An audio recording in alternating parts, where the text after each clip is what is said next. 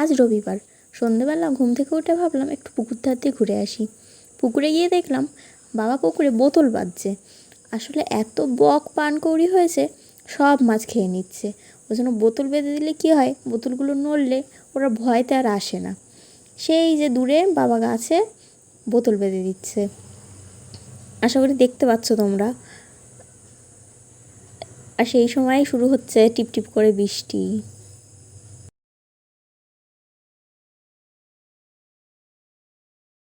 এই দেখো বাবা ওপার দিয়ে সাঁতার কেটে এপারে আসছে, আর বৃষ্টিও পড়ছে সেই সময়।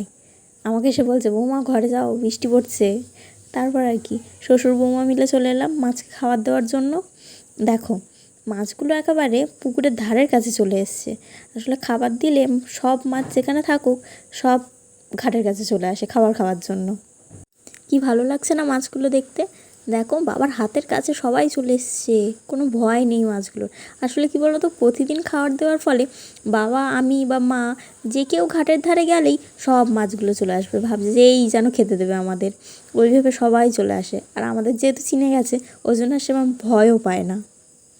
আসলে আমার বাপের বাড়ি কলকাতায়, তাই ওখানে থাকাকালীন এইসব কিছুই দেখা হতো না। আর এখানে বিয়ে হয়ে আসার পর দিয়ে এই চাষবাস, বাগান, এইসব পুকুরে মাছ, এসব দেখতে বেশ ভালোই লাগে আমার। তাই বাবার সাথে সাথে আমিও যোগ দিই। বাবা খাবার দেয়, আমি গিয়ে দাঁড়িয়ে থাকি, মাছগুলোর সাথে সময় কাটাই। খুব ভালো লাগে এদের সাথে সময় কাটাতে। এই লাল লাল মাছগুলো কী বলো তো, অন্য কোনো মাছ নয় কিন্তু, এগুলো হলো লাল লাইলেন্টিকা। আশা করি তোমরা দেখোনি কোনো দিন, আমিও আগে দেখিনি কোনো দিন, তবে এখানেই প্রথম দেখলাম লাল লাইলেন্টিকা। দেখে থাকলে কমেন্ট করে জানিও তোমরা যদি আগে দেখো কখনো কোথাও। দেখো ওপার দিয়ে সব মাছগুলো যেন ছুটে ছুটে আসছে, কি ভালো লাগছে না? প্রকৃতির একটা অদ্ভুত সৌন্দর্য না? বেশি দিনের মাছগুলো নয় কিন্তু, তাও বেশ ভালোই বড় হয়েছে। একদম ছোট ছোট ফেলা ছিল, কিন্তু 2-3 মাসের মধ্যেই যে এত বড় হয়ে যাবে এটা ভাবা যায়নি। তো কেমন লাগলো তোমাদের আমাদের পুকুরে মাছগুলো দেখে? আবার অন্যদিন সময় পেলে আবার দেখাবো।